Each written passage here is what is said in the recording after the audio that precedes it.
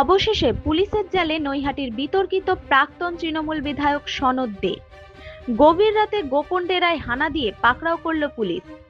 বিধানসভা নির্বাচনে পরাজয়ের পর থেকেই সনদ দের বিরুদ্ধে উঠতে থাকে একের পর এক অবৈধ কর্মকাণ্ডের অভিযোগ।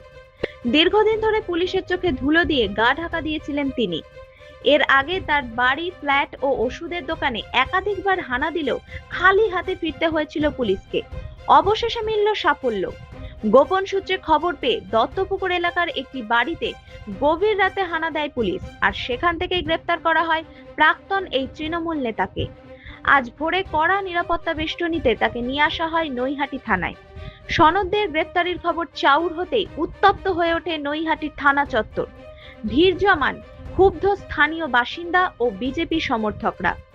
পুলিশ যখন তাকে গাড়িতে তুলছিল, ঠিক তখনই থানা চত্বরে শুরু হয় প্রবল উত্তেজনা। উঠতে থাকে তীব্র চোর চোর স্লোগান। রাজ্য রাজনীতির এই ধরনের সমস্ত চাঞ্চল্যকর খবর ও ব্রেকিং আপডেটের জন্য এখনই লাইক ও সাবস্ক্রাইব করে রাখুন আপনার প্রিয় চ্যানেল জি টিভি।